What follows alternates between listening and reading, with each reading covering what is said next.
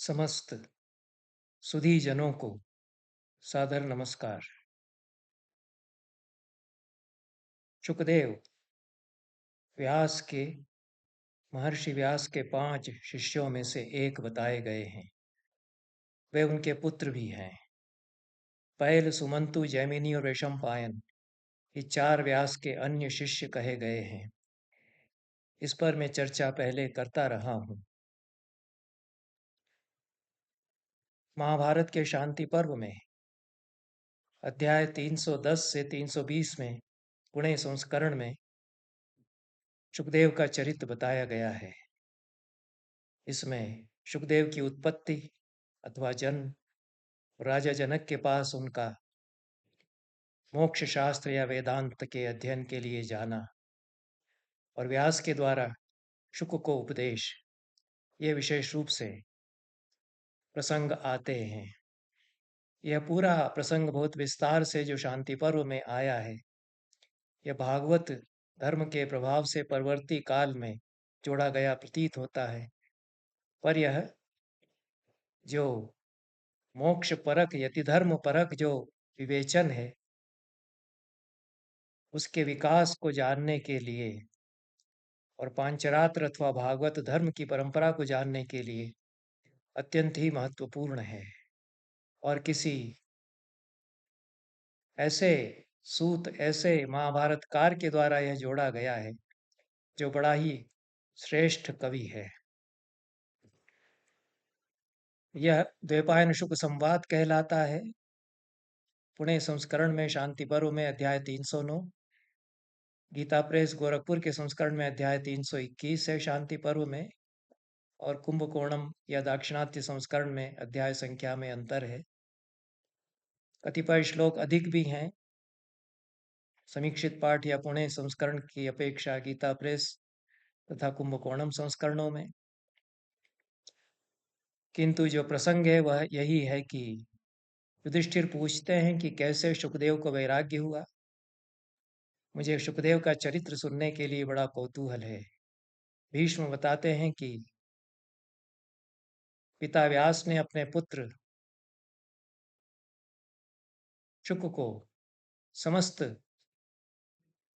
वेद शास्त्र आदि का अध्यापन किया, पढ़ाया इन शास्त्रों को, और फिर उपदेश दिया, धर्मम पुत्र निषेवस्व सुतीक्ष्ण ही हिमा तपौ क्षुत पिपासे च वायुम च जय नित्यम जितेंद्रिय। हे पुत्र, धर्म का सेवन करो, सुतीक्ष्ण अत्यंत तीखे हिम और आतप,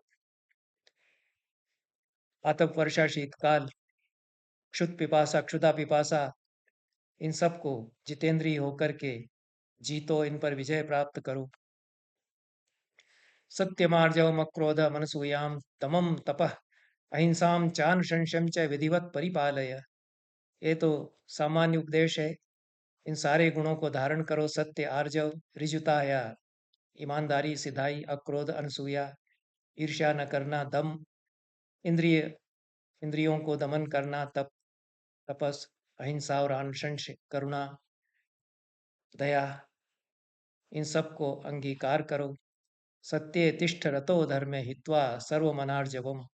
सारे अनार्जव या कुटिलता को त्याग करके सत्य में स्थित रहो, धर्म में रत रहो। देवतातिथि शेषेण यात्रा प्राणस्य संशय। देवता और अतिथियों को समर्पित करने के पश्चात जो शेष रहे, उससे प्राण यात्रा का निर्वाह करो। फेन पात्रोपमे देहे जीवे शकुनिवत स्थिते अनित्ये प्रिय संवासे कथम स्वपिषि पुत्र का। यह संसार में रथ महाविष्ट जीव के लिए संबोधन है। सुंदर उपमाएं यहाँ पर दी गई हैं, कवित्व है। फेन पात्र की तरह देह है, झाग से बुलबुलों से भरे हुए पात्र की तरह है काया। जीव इसमें एक पंछी की तरह है इसके पिंजरे में, और अनित्य है। जो कुछ भी संसार में प्रिया प्रिय मिलता है, तो क्यों प्रमाद करके सोता रहे आदमी। प्रमत्तेषु जागृत्सु नित्य युक्तेषु शत्रुषु अंतरम लिप्स मानेषु बालस्तुम नाव बुद्ध से। और जो शत्रु हैं, इंद्रियां आदि, वे नित्य जागरित हैं, वे नित्य लगे हुए हैं आकर्षित करने में, प्रलोभित करने में। वे अंतर खोजते रहते हैं, कोई छिद्र खोजते रहते हैं, मौका तलाशते रहते हैं, और तुम नहीं समझ पाते हो कि किस तरह से वे आकर्षित कर लेंगे संसार के प्रपंचों में। गण्यमानेषु धर्मेषु गण्यमानेषु वर्षेषु क्षीयमाणे तथायुषि जीविते शिष्यमाणे च किमुत्थाय न धावसी। वर्ष गिनती के हैं, आयुष उम्र छीज रही है, क्षीण हो रही है। जितना जीवन बचा है उसमें उठ खड़े होकर के क्यों नहीं मोक्ष मार्ग पर चल पड़ते। ऐहिलोकिकमिहन्ते मांस शोणित वर्धन पारलौकिक कार्येषु प्रसुप्ता भृश नास्तिका। जो अत्यंत नास्तिक हैं वे मांस शोणित को बढ़ाने वाले अहलौकिक विषयों का ही सेवन करते रहते हैं, उन्हीं की कामना करते रहते हैं। परलौकिक कार्यों के प्रति वे सो जाते हैं। धर्माय येभ्य सूयन्ति बुद्धि मोहान्विता नराः पथा गच्छताम तेषाम अनुयाता पीड्यते। जो धर्म के प्रति असूया या द्वेष भाव रखते हैं, बुद्धि और मोह से भरे हुए हैं, उपथ पर जो चल रहे हैं, उनका अनुगमन करने वाला भी पीड़ित होता है।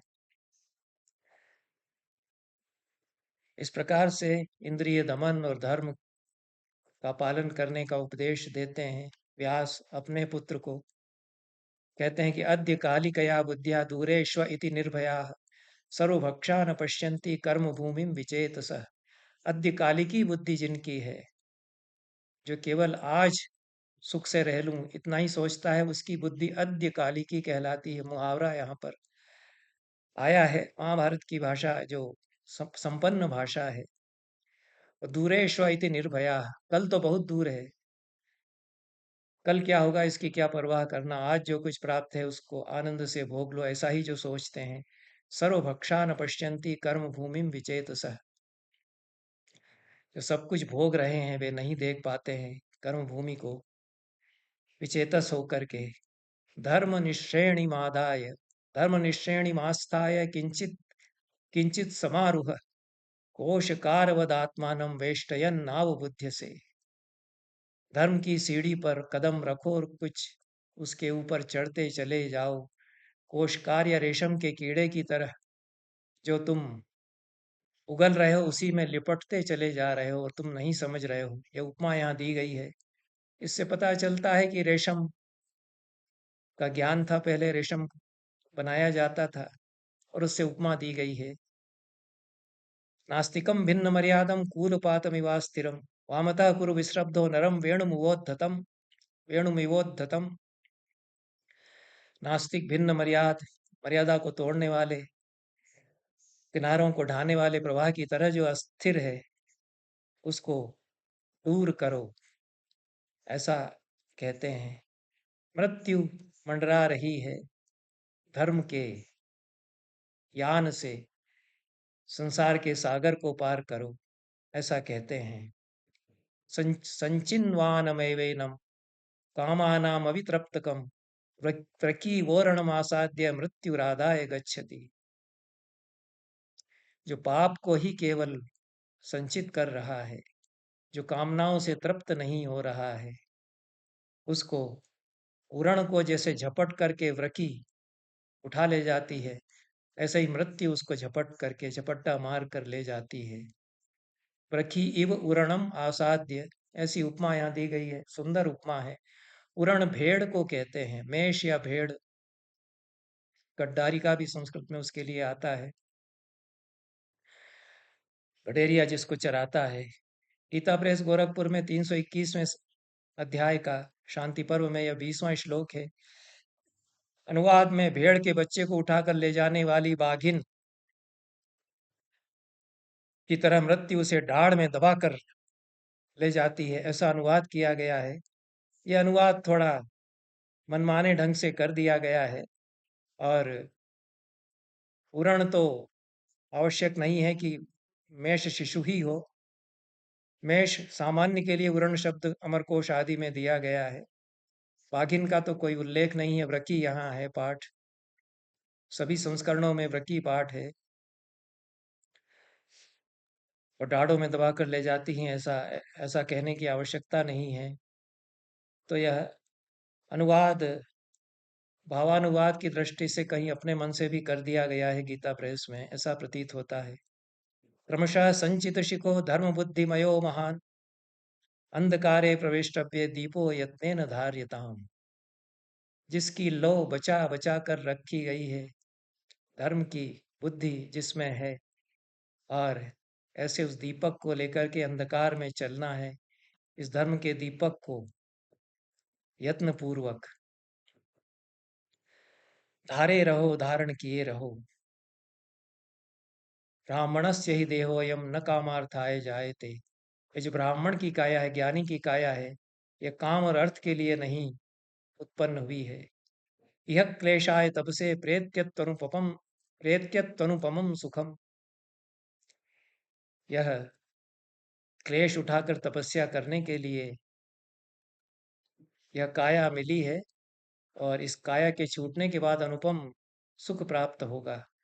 इसके पश्चात बहुत कवित्वमय प्रवचन यह है। सुंदर छंद हैं, आगे लंबे छंद हैं। छंद शास्त्र की दृष्टि से भी अध्येतव्य है यह अध्याय।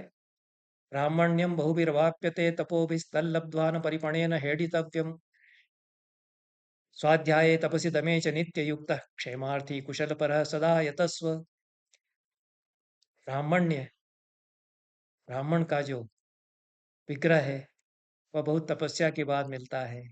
उसको प्राप्त करके और जीवन के द्यूत में उसको गंवाना नहीं चाहिए, बर्बाद नहीं करना चाहिए।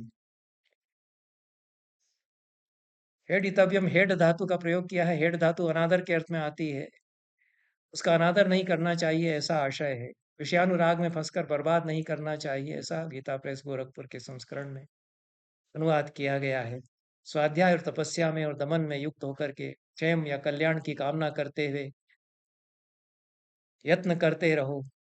अव्यक्त प्रकृतिरियम कला शरीर सूक्ष्मात्मा क्षण त्रुटिशो निमेश रोमा ऋत्वास्य समबल शुक्ल कृष्ण नेत्रो मासांगो द्रवति वयो हयो नराणाम। बहुत ही बढ़िया रूपक इसमें कालचक्र का निरूपण करते हुए आयु का जो घोड़ा है कैसे दौड़ता जा रहा है और गिर पड़ेगा कभी, यह बताया गया है। अव्यक्त प्रकृति वाला यह शरीर है। अव्यक्त जो प्रकृति है उससे जन्मा हुआ। कला शरीर यह है। कला यहाँ समय की एक इकाई के लिए आया है। कला काष्ठा मुहूर्त जो सबसे छोटी इकाई है। कला शरीर है। सूक्ष्मात्मा, सूक्ष्म आत्मा इसका है भीतर। क्षण त्रुटिशो त्रुटिशो निमेश रोमा। क्षण और त्रुटि ये भी काल के अंश है। निमेश जो पलकों के झपकने का काल है, वह इसके रोए की तरह है। ऋत्वास्य है, ऋतुएं इसके मुख की तरह हैं। समबल शुक्ल कृष्ण नेत्रो, शुक्ल पक्ष और कृष्ण पक्ष इसके दो नेत्र हैं। मासांगो, मास इसका इसके अंग है काया के। ऐसा यह वयो है, उम्र का, आयु का जो अश्व है, वह भागा चला जा रहा है। तम दृष्ट्वा प्रसतमजस्र मुग्र वेगम गच्छन्तं सततमिहाव्ययपेक्षमाणम् चक्षुस्ते यदि न पर प्रणेत्रिनेयम धर्मे ते भवतु मनः परम निशम्य। लगातार अजस्र उग्र वेग वाले इस आयु के अश्व को जो कि भाग रहा है और समाप्त हो जाएगा, निरंतर जो भाग रहा है, जा रहा है, और दूसरों के बहकावे में आने वाला तुम्हारा यदि बोध नहीं है, चक्षुष नहीं है, तो धर्म में अपनी बुद्धि को लगाओ।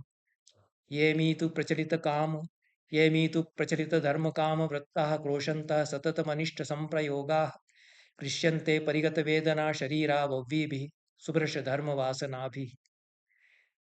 प्रचलित धर्म और कामनाओं से घिरे हुए जो लोग हैं, निरंतर अनिष्ट संप्रयोग करने में जो लगे हुए हैं, वे परिगत वेदना वाले होकर के वेदनाओं से घिरे हुए रहते हैं। उनके शरीर वे क्लेश पाते रहते हैं। आगे कहते हैं श्वानो भीषणायो मुखानि वयांसी वड गृध्र कुल पक्षिणाम च संगाः नराम कदनेक रुधिरपा गुरुवचन नुद मुपरतम विशसंति। भीषण अयोमुख वाले श्वान हैं वयस, जो आयु है, उम्र के जो वर्ष हैं, उम्र के जो समय हैं, काल की जो इकाइयां हैं उम्र में, आयु में, वे भीषण अयोमुख वाले श्वान हैं। ऐसा कहा है गीता प्रेस गोरखपुर में। वयांसी का अर्थ पक्षी किया है। वयस पक्षी को भी कहते हैं, वयांसी पक्षी के लिए आएगा, लेकिन वयः आयु के लिए आता ही है, क्योंकि यह समय की चर्चा है। इसलिए ये जो आयु है, ये भीषण अयोमुख वाली श्वान की तरह है, भीषण कुत्तों की तरह है, जो अत्यंत ही भयावह शिकारी कुत्ते होते हैं उनकी तरह यह है। और पक्षी शब्द यहाँ आ ही गया है, इसलिए वयांसी का अर्थ पक्षी करने की आवश्यकता प्रतीत नहीं होती है। और गीध आदि जो हिंसक पक्षी हैं, ये मनुष्य का रुधिर पीने के लिए, नोचने के लिए लगे हुए हैं। गुरु वचन अनुदम उपरतम विशंति, गुरु के वचन का पालन जो नहीं करता है, गुरु के वचन का जो अपनोदन करता है, उसको मृत्यु के बाद ये नोच करके ले जाते हैं। रुधिर पाई जो गीध आदि पक्षी हैं उनके संग, ऐसा कहते हैं। नराम कदने इसमें पाठ है, पुणे संस्करण के 28वें अध्याय में, और 308वां यह पुणे संस्करण के 28वें श्लोक में 308वां यह अध्याय है। गीता प्रेस गोरखपुर के संस्करण में नर कदने कर यह पाठ है। नृ शब्द का नराम यह बहुवचन बनाया है षष्ठी में, नृणाम होना चाहिए व्याकरण की दृष्टि से, कि आर्ष प्रयोग है। आर्ष प्रयोग को पांडुलिपि के जो लेखक हैं उन्होंने व्याकरण की दृष्टि से संशोधित कर लिया है। पाणिनि के पहले के ये प्रयोग हैं, इनको संशोधित नहीं करना चाहिए, पर उन्होंने नर कदने ऐसा कर लिया है। मर्यादा नियता स्वयं भुवा य इहेमा प्रभिनत्य दश गुणा मनोनुगतत्वात् निवसति भ्रशम सुखम पितृविषय विपिनम अवगाह्य स पाप। स्वयंभुआ के द्वारा, स्वयंभू या ब्रह्मा के द्वारा जो निर्धारित मर्यादाएं हैं, उनको जो तोड़ता है, अपने मन का अनुगमन करते हुए, स्वराचार करते हुए, मन की कामनाओं के वश में रह करके, और पितृ विषय विपिन में पहुंच करके, प्रेतलोक में पहुंच करके, और दुखी होता है, अत्यंत ही दुख को प्राप्त होता है।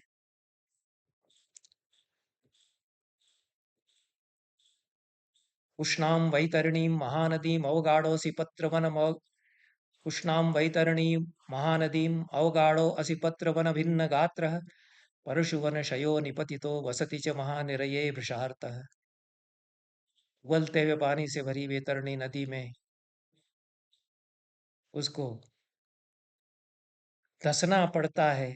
असिपत्र वन से उसके शरीर छलनी, उसका शरीर छलनी होता रहता है। उसके बाद परशु वन में वह फंस जाता है। फिर उसके बाद महानिरय या महानरक में वह अत्यंत आर्त होकर के प्रवेश करता है। महापदानि कत्थ से न चाप्यवेक्ष से परम चिरस्य मृत्युकारी कामनागताम न बुद्ध से। बड़े बड़े शब्दों में तुम बात करते हो, ऐसे जीव को संबोधित करते हुए कहते हैं, आने वाला जो समय है उसको नहीं देख रहे हो, और जो मृत्यु प्रास आ रही है उसको नहीं समझ रहे हो। प्रयास्यताम किमास्यते समुत्थितम महद्भयम अति प्रमाथि दारुणम सुखस्य संविधीयताम। क्यों बैठे हुए हो, मोक्ष मार्ग पर चल पड़ो, बहुत बड़ा भय उपस्थित है संसार में। पुरा अमृतः प्रणीयसे यमस्य मृत्यु शासनात् तदंतिकाय दारुणैः प्रयत्नमार्जवे कुरु। यम का जो मृत्यु शासन है, उसकी तरफ तुम ले जाए जा रहे हो, और उससे छुटकारा पाने के लिए प्रयत्न करो, ऐसा कहते हैं। पुरा विवाति मारुतो यमस्य यह पुरस्सरः पुरैक एव नीयसे कुरुष्व सांपरायिकम्। यम की तरफ जो तुम्हें हवा बहा करके ले जा रही है, अकेले तुमको उसके पास जाना होगा, इसलिए जो तत्काल करना है उसको कर डालो।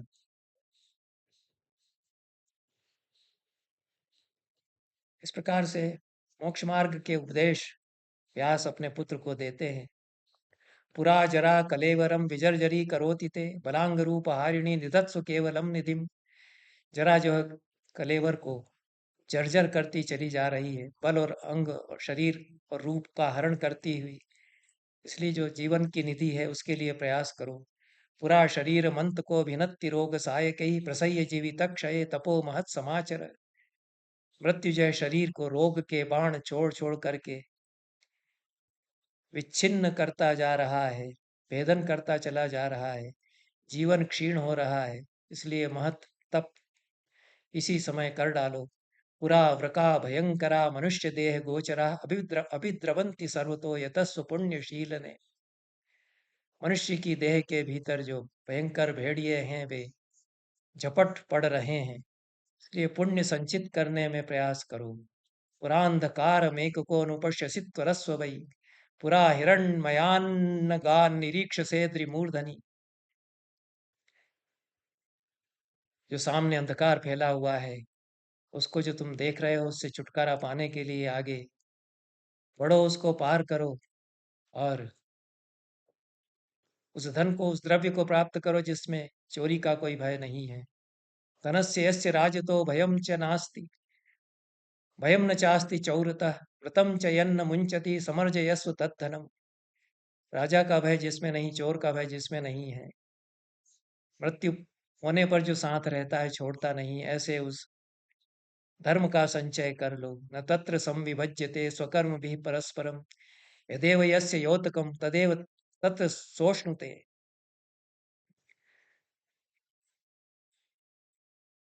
उसके जो पुण्य कर्म है उनको कोई दूसरा विभाजित नहीं करता है। ऐसी निधि है जिसको कि और कोई नहीं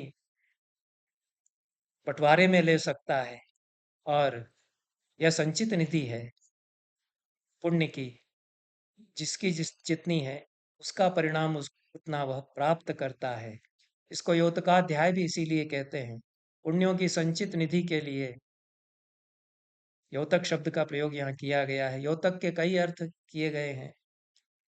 यहाँ पर प्रतीत यही होता है कि जो पुण्यों की निधि है, पुण्य निधि है, उससे आशय है। गीता प्रेस गोरखपुर में शाश्वतम ऐसा पाठ कर दिया गया है क्योंकि योतक शब्द इस अर्थ में प्रचलित नहीं है और यह पांडुलिपिकारों ने कदाचित संशोधन किया है। इस प्रकार से जो अक्षय धन है पुण्य का, उसका अर्जन करो। न यावदेव पच्यते महाजनस्य यावकम अपक्व एव यावके पुरा प्रणीय से त्वर। जब तक महाजन जो पुण्यात्मा लोग हैं उनके घर में यावक नहीं पकता है, जब तक वह कच्चा है तभी तक धर्म का पालन कर डालो। तत्काल धर्म के पालन में लग जाओ, पुण्य संचय में लग जाओ, ऐसा कहते हैं। यावक शब्द का प्रयोग यहाँ आया है, जो कि जौ के आटे से बना हुआ एक क्वान है जो पहले बनाया जाता था। बहुत जल्दी इस पुण्य का संचय कर लो, यह व्यास अपने पुत्र को उपदेश देते हैं। यदेव कर्म केवलम स्वयं कृतम शुभाशुभम तदेव तस्य यौतकम भवत्यमुत्र गच्छतः। जो शुभ और अशुभ कर्म स्वयं किया है वही उसके लिए योतक है। परिणाम पुण्य का या अपुण्य का वह है। यहाँ पर भी गीता प्रेस गोरखपुर ने योतक शब्द को बदल करके और सार्थकम कर दिया है। हिरण्य रत्न संचया शुभाशुभेन संचिता न तस्य देह संक्षये भवन्ति कार्य साधका। हिरण्य या सोने के और रत्नों के जो ढेर हैं, चाहे वो पुण्य कार्यों से प्राप्त किए गए हों, अर्जित किए गए हों या अशुभ कर्मों से संचित किए गए हों, देह के क्षीण होने पर वे काम में नहीं आते। मनुष्य देह शून्यकम भवत्यमुत्र गच्छतः प्रपश्य बुद्धि चक्षुषा प्रदर्श्यते ही सर्वतः। परलोक में जो जा रहा है उसके साथ यह मनुष्य काया नहीं जाती है। वहां पर तो बुद्धि की काया से ही सब देखता है। यहाग्नि सूर्य वायवः शरीरमास्थितास्त्रयः तयेव तस्य साक्षिणो भवन्ति धर्मदर्शिनः। अग्नि, सूर्य और वायु, ये जो उसके शरीर में हैं तीनों, यही उसके साथ साक्षी के रूप में, धर्मदर्शी के रूप में रहते हैं शरीर का पात होने पर। इसलिए स्वधर्म का ही पालन करो। अनेक पारिपंथ के विरूप रौद्र रक्षिते स्वमेव कर्म रक्षताम स्वकर्म तत्र गच्छति। अनेक परिपंथियों या प्रतिद्वंदियों से, विरोधियों से भरा हुआ, विरूप रौद्र से रक्षित यह जो है, अपने उस कर्म की रक्षा करो। अपना कर्म ही मृत्यु के पश्चात साथ देगा, ऐसा व्यास बताते हैं। अबुद्धि मोहनम पुनर्विना न यावकम सहस्रशोप्यनेकशः प्रवक्तुमुत्साहामहे अबुद्धि मोहनम पुनः प्रभुर्विना न यावकम। यह जो यावक या पुण्यों का, कर्मों का संचय है, वह उसके बिना कोई फल प्राप्त परलोक में नहीं होता है। उसी का फल परलोक में प्राप्त होगा। गीता प्रेस गोरखपुर संस्करण में पाठांतर कर दिया गया है। प्रभुर निनाय पावकम, ऐसा पाठ वहां कर दिया गया है। और अर्थ वहां भी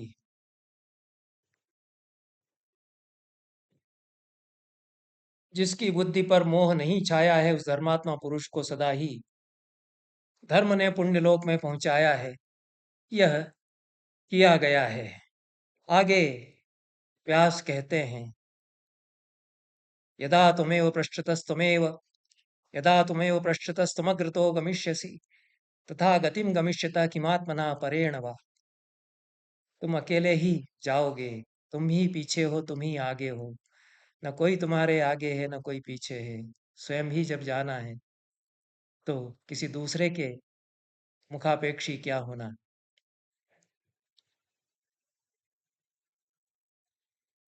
इदम निदर्शनम मया तवेह पुत्र सम्मतम स्वदर्शनानुमानतः प्रवर्णितम कुरुष्व तत्। कहते हैं कि हे पुत्र, मैंने तुम्हें सौदाहरण यह समझाया जितना मैं समझता था मोक्ष मार्ग, और स्वयं अपनी बुद्धि से, अनुमान से मैंने जो इसका वर्णन किया है, तदनुसार तुम आचरण करो। और निबंधनी रज्जुरेशा या ग्रामे वसतो रति चित्तैनाम सुकृतो यान्ति नैनाम छिन्दन्ति दुष्कृतः। गांव में रहते हुए जो संसार के विषयों में रति है, यह मनुष्य को बांधने वाली ऐसी रस्सी है जिसको काट करके जो पुण्यात्मा हैं वे चले जाते हैं सुकृत मार्ग पर। दुष्कृत करने वाले अपुण्यात्मा जो हैं, वे सत्फल को प्राप्त नहीं करते हैं। किम धने न किम बंधु विस्ते किम पुत्र ही पुत्र कयो मरिष्यसि आत्मानमन्विच्छ गुहाम प्रविष्टम पिता महास्ते को गताश्च सर्वे। धन से क्या करना, बंधुओं से क्या करना, जो मृत्यु को प्राप्त हो जाएगा स्वयं। पर जो अनश्वर है आत्मा, उसका अन्वेषण करो, जो भीतर विराजमान है, गुहा में विराजमान है, अंतश्चेतना में है। स्वकार्य मध्य कुर्वीत पूर्वाण्य चापराण्यकम, इस प्रकार के सुभाषित भी इसमें जोड़ दिए गए हैं। क्योंकि मृत्यु ऊपर मंडरा रहा है, इसलिए तत्काल पुण्य संचय कर लेना चाहिए।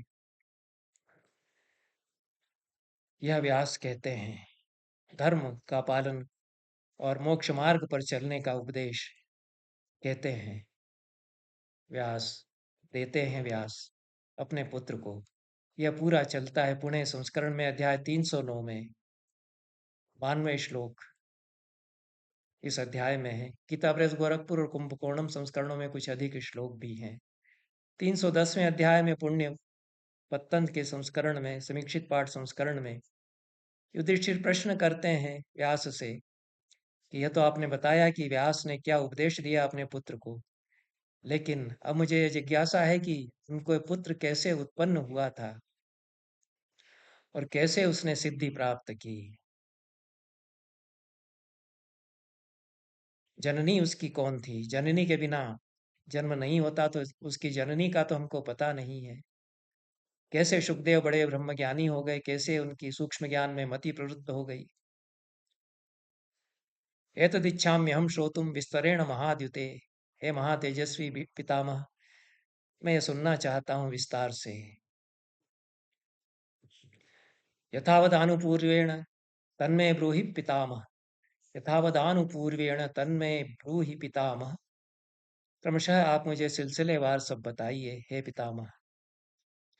भीष्म कहते हैं, न हायनैर्न पलितैर्न वित्तेन न हायनैर्न पलितैर्न वित्तेन न बंधुभिः ऋषयश्चक्रिरे धर्मं योनु चानः सनो महान। न तो वर्षों के द्वारा, न केशों के श्वेत होने से, न धन से, न बंधुजनों के द्वारा धर्म का पालन हो सकता है। ऋषियों ने धर्म का पालन किया। जो अनुचान हैं वे ही हमारे यहाँ महान माने गए हैं। जो स्वाध्याय करते हैं, षडंग वेद का जिन्होंने अध्ययन किया है, वे ही महान माने गए। यह प्रसिद्ध श्लोक है और यहाँ यह प्राप्त होता है। विष्णु बताते हैं कि तपस्या से ही सब कुछ प्राप्त होता है और इंद्रियों पर जो संयम नहीं रख पाते हैं वे सिद्धि को प्राप्त नहीं करते हैं। जीवन में इंद्रियों पर संयम रखने वाले ही सिद्धि को प्राप्त करते हैं। तपस्या और योग साधना के द्वारा मनुष्य सिद्धि को प्राप्त करता है। सिद्धि से आशय मोक्ष की सिद्धि से है। अश्वमेध सहस्रस्य वाजपेय शतस्य च योगस्य कलया तात न तुल्यम विद्यते फलम। सैकड़ों अश्वमेधों से, सैकड़ों वाजपेय यज्ञ करने से, हजारों अश्वमेध और सैकड़ों वाजपेय यज्ञ करने से जितना फल प्राप्त होता है, योग की एक कला से उससे अधिक फल प्राप्त होता है। उसकी तुलना अश्वमेध सहस्र और वाजपेय शत से प्राप्त होने वाले फल से नहीं की जा सकती है। सुखदेव ने जो साधना की है उसको मैं बताता हूँ। उसकी कथा बताते हुए भीष्म कहते हैं कि मेरु के शिखर पर कर्णिकार वन से जो घिरा हुआ है, महादेव अपने भूतगणों से युक्त होकर के विहर रहे थे। शैलराज सुता देवी पार्वती उनके साथ थी। वहीं पर कृष्ण द्वैपायन व्यास ने तपस्या की।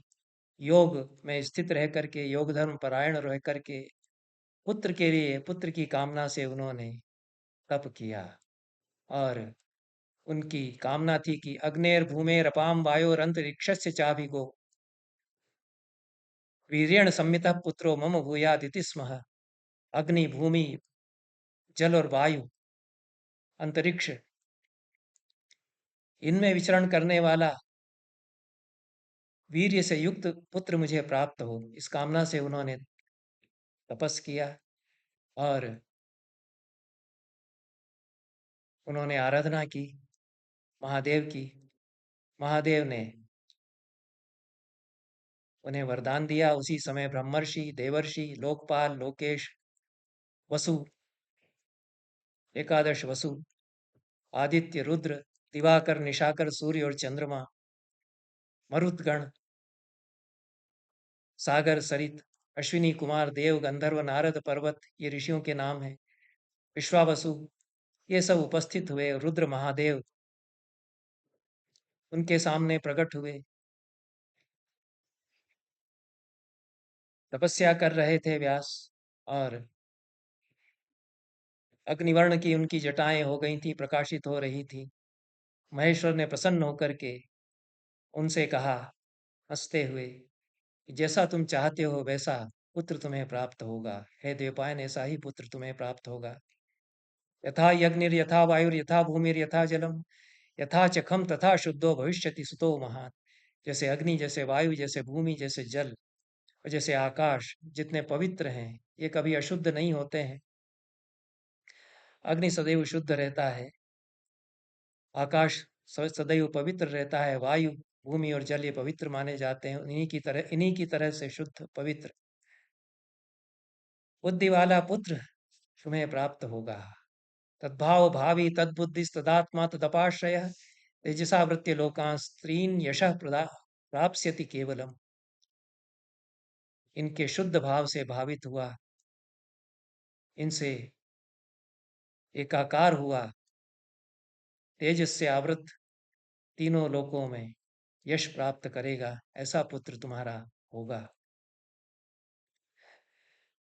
आगे भीष्म कहते हैं कि सत्यवती के पुत्र व्यास ने महादेव से वर प्राप्त करके अरणियों का संग्रह किया और अग्नि उत्पन्न करने की इच्छा से अरणि मंथन वे कर रहे थे। अरणिया दो काष्ठ के खंड होते हैं जिनका मंथन करके यज्ञ के लिए अग्नि उत्पन्न की जाती है।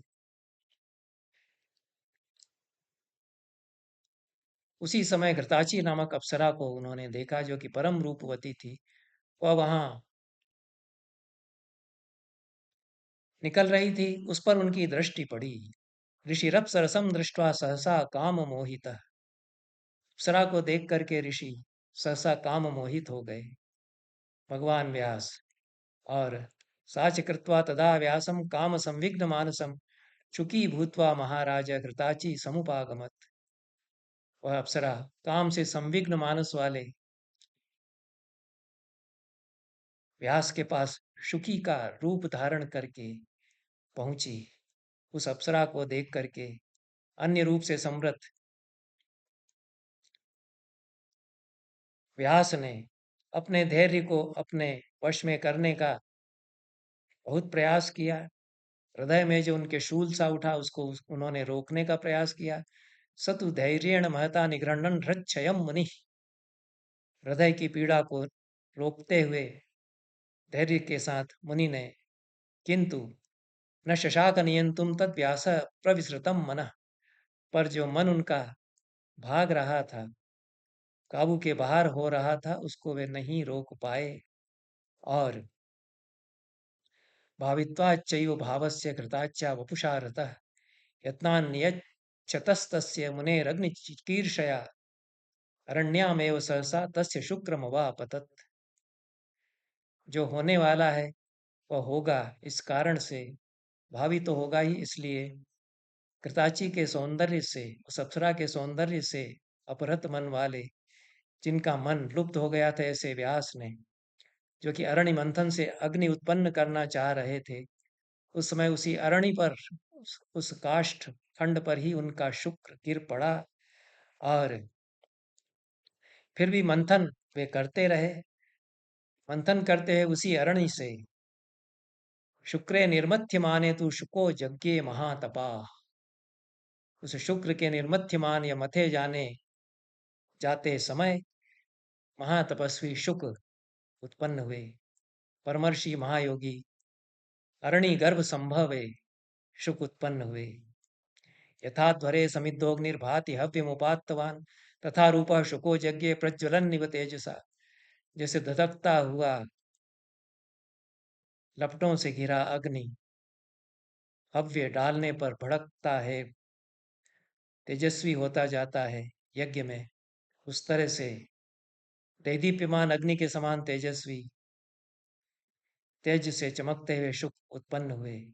और विधूम अग्नि की तरह देदीप्यमान अपने पुत्र को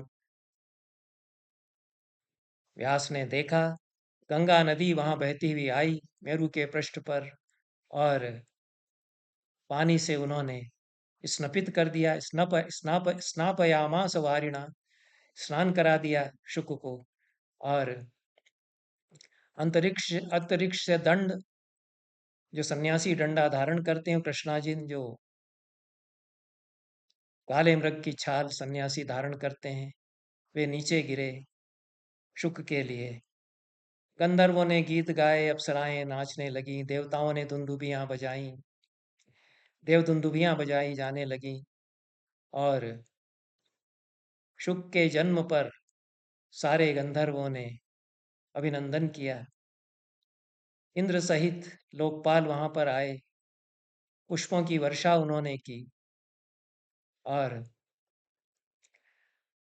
पुत्र के उत्पन्न होते ही मुनि ने विधिवत उपनयन संस्कार उसका किया।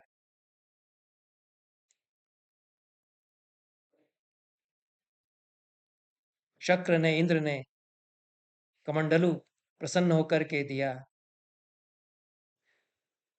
राजहंसों ने प्रदक्षिणा की शुक की। और अरण्य में विचरण करने लगे शुक, इस प्रकार के बाल्यावस्था में ही। बृहस्पति से उन्होंने वेद वेदांग और भाष्यों का अध्ययन किया। धर्म का अनुचिंतन करते हुए सरहस्य वेदों को उन्होंने प्राप्त किया। इतिहासं च कास्नेन राज्यशास्त्राणि चाभिभो। इतिहास जो महाभारत आदि है, उसको पूरा का पूरा उन्होंने हृदयंगम किया। समस्त वेदों को रहस्य सहित उन्होंने प्राप्त किया। उनमें वे पारंगत हुए, उनमें पूरी तरह उनका प्रवेश हो गया। गुरु बृहस्पति के लिए दक्षिणा उन्होंने दी। फिर उग्र तपस्या उन्होंने आरंभ की, ब्रह्मचर्य का पालन करते हुए। बाल्यावस्था में ही बड़ी तपस्या का उन्होंने पालन किया। और गार्हस्थ्य मूल धर्म में उनकी कोई मति नहीं थी। गृहस्थाश्रम के लिए उनकी प्रवृत्ति नहीं थी, मोक्ष धर्म के प्रति ही उनकी बचपन से प्रवृत्ति थी। यह समीक्षित पाठ संस्करण में शांति पर्व का 311वां अध्याय है।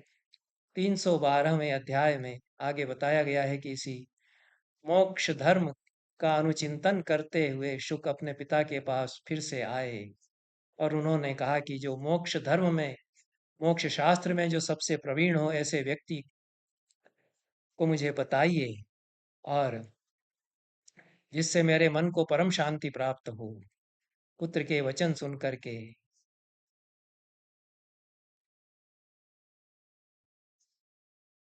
व्यास ने योग शास्त्र और कपिल का शास्त्र ग्रहण कराया उनको, और मोक्ष विद्या विशारद भी उनको बना दिया। फिर भी व्यास ने उनसे कहा कि अब जितना जो कुछ तुमने अध्ययन किया है वेद का, मोक्ष शास्त्र का भी, उसके उसमें तो तुम पारंगत हुए, लेकिन उसके आगे भी अध्ययन के लिए तुम मिथिला के राजा जनक के पास जाओ। वे मोक्ष का पूरा रहस्य तुम्हें अशेष रूप में, विशेष रूप में बताएंगे। सवक्षति मोक्षार्थम निखिलेन विशेषतः। संपूर्ण रूप में, विशेष रूप में मोक्ष का अभिप्राय, मर्म वे तुम्हें बताएंगे। पिता की आज्ञा से शुक वहां से चल दिए। मिथिला नरेश जनक के पास वे पहुंचे। मोक्ष में जो परायण थे, धर्म का रहस्य जानने के लिए उनके पास वे चल दिए, उनके पास पहुंचने के लिए वे चल दिए। और किस प्रकार से व्यास ने अपने पुत्र को उपदेश दिया कि वह राजा क्षत्रिय है और याज्य है, यज्ञ करने वाले वे हैं, फिर भी अहंकार पूरी तरह से छोड़ करके उनके पास जाना, उनके वश में रह करके, उनके वशंवद होकर के जो वो उपदेश ने सुनना, तुम्हारे सारे संशयों को वे उच्छिन्न करेंगे, तुम्हारे सारे संशयों को वे दूर करेंगे। सधर्म कुशलो राजा मोक्ष शास्त्र विशारद। वे राजा धर्म में निपुण हैं, मोक्ष शास्त्र में विशारद हैं। याज्यो मम सत यद ब्रूया तत्त कार्यम अभिशंकया। मैं उनका याजक हूँ, मैं वे मेरे याज्य हैं, यजमान हैं। फिर भी वे जो जो कहें तुम निशंक भाव से उसे करना। पिता के ऐसे वचन सुनकर के मिथिला की तरफ चल पड़े। पैदल ही व्यास के पुत्र शुक और अनेक पर्वतों, नदियों को पार करके, सरोवरों को पार करके, अनेक हिंसक पशुओं से, मृगों से भरी हुई अटवियों या घने जंगलों को पार करके, मेरु पर्वत, हरि पर्वत और हेमवत या हिमालय पर्वत को पार करके भारतवर्ष की भूमि में वे पहुंचे। स्वदेशान विविधान पश्चन चीन हूण निषेवितान। चीनों चीन देश के लोगों और हूण लोगों के द्वारा निषेवित विविध प्रकार के देशों, भूभागों को देखते हुए, अवलोकन करते हुए आर्यावर्त में वे पहुंच गए। महामुनि शुक और पिता के वचन का स्मरण करते हुए लंबे रास्ते को उन्होंने पार किया, जैसे आकाश मार्ग में चल रहे हो। खे अचरह खे चरण निव। आकाश मार्ग से वे नहीं जा रहे थे, फिर भी इतनी तेज चल रहे थे जैसे आकाश में उड़ते हुए जा रहे हो। इतनी त्वरा में वे चल रहे थे। पत्तनानि च रम्याणि स्फीतानि नगराणि च रत्नानि च विचित्राणि शुकः पश्यन् न पश्यति। विविध प्रकार के पत्तन या नगर थे, सुंदर सुंदर विस्तार जिनका खूब था, ऐसे बड़े बड़े नगर थे। तरह तरह के रत्न थे। इन सबको देख कर के भी नहीं देख रहे थे शुक। विविध प्रकार के रम्य उद्यान थे, भवन थे, पुण्य पवित्र तीर्थ थे। उन सबको पार करके शीघ्र ही विदेह नगर में पहुंच गए। जिसकी रक्षा धर्मराज महात्मा जनक करते थे। सग्रामान् बहून् पश्यन् बहुवन्न रस भोजनान् वल्ली घोषान् समृद्धांश्च बहु गोकुल संकुलान्। विविध ग्रामों को देखते हुए, अन्न रस और भोजन से युक्त जो ग्राम थे, बस्तियों को, ग्वालों की बस्तियों को, वनग्रामों को देखते हुए, जिनमें खेत थे, चावल के खेत थे, जौ के खेत थे, पद्मिनियाँ थी, बावड़ियाँ थी। मिथिला के रम्य उपवन में वे पहुँचे। मिथिला नगर का यहाँ सुंदर वर्णन किया गया है। आत्मा राम प्रसन्न आत्मा मिथिला मां ससादः। आत्मा राम और प्रसन्न आत्मा शुक मिथिला में पहुंच गए और वहां पर राजा द्वार पर पहुंचे तो द्वारपालों ने उन्हें रोक लिया, पर ध्यान में स्थित योग परायण मुनि को जनक ने जान लिया कि वे आए हुए हैं। वे भीतर पहुंच गए निशंक होकर के, और राजा के भवन में वे निशंक होकर के पहुंच गए। द्वारपाल उनको रोकते रहे, शुक वहां खड़े रहे, कोई क्रोध उनको नहीं आया। न उनको क्षुधा थी, न पिपासा थी, न ग्लानि थी, न थकान थी। तब एक द्वारपाल ने ऐसी स्थिति में उनको देख करके और उनका स्वागत सत्कार किया, पहचाना उनको। राजवेश्म के राज भवन के भीतर वह उनको ले गया। भीतर स्थित होकर के मोक्ष का ही अनुचिंतन करते रहे शुक, छाया और आतप को समान बुद्धि से देखते हुए। राजा जनक अपने कार्य निपटा रहे थे और उसके पश्चात दूसरी कक्षा पार करके तीसरी ड्योढ़ी या तीसरी कक्षा में पहुंचे। मंत्री आए उनका स्वागत करने के लिए, और चैत्य रथोपम, जिसमें सरोवर हैं, अच्छे वृक्ष लगे हुए हैं ऐसे उद्यान में, उनको ले जाया गया। वहां पर उनको विराजमान किया गया और वहां पर अनेक तरुणियां विचरण कर रही थीं, मृदुभाषिणियां थीं, मुस्कुरा रही थीं, नृत्य गीत विशारद थीं, और 50 से अधिक वार मुखियाएं या वार वनिताएं, उन्होंने उनको घेर लिया। उनके यहाँ सामने स्वागत के लिए अर्घ्य और पाद्य रखा, पैर धोने का पानी और अर्घ्य समर्पित उनको किया। इस प्रकार से शुक वहां पर बैठे हुए अपने मोक्ष में स्थित थे, मोक्ष मार्ग में स्थित थे। उनके आसपास वार वनिताएं, सुंदरियां हंस रही थी, नाच रही थी, गा रही थी, उनकी परिचर्या कर रही थी। उनके बीच में वो बैठे हुए थे। तस्मै शय्यासनं दिव्यं वरार्हं रत्नभूषितं स्पर्ध्यास्तरण संस्तीर्णम ददुस्ताः परम स्त्रियः। उनके लिए उन्होंने आसन, रत्नभूषित शैया, बिछौना सब दिया वहां पर। सुखदेव ने अपने आचमन शौच करके संध्योपासन किया और रात्रि वहां व्यतीत की। फिर अगले दिन फिर ध्यान करते हुए वहां बैठे रहे। राजा ने रात्रि व्यतीत हो जाने पर अगले दिन उनको दर्शन दिए और गुरुपुत्र व्यास के पुत्र शुक के पास वे आए और पुनः स्वागत उन्होंने किया, स्वागत सत्कार किया। फिर शुक के पूछने पर मोक्ष शास्त्र का उन्होंने उपदेश शुक को दिया। इतना शुक का चरित्र यहाँ महाभारत के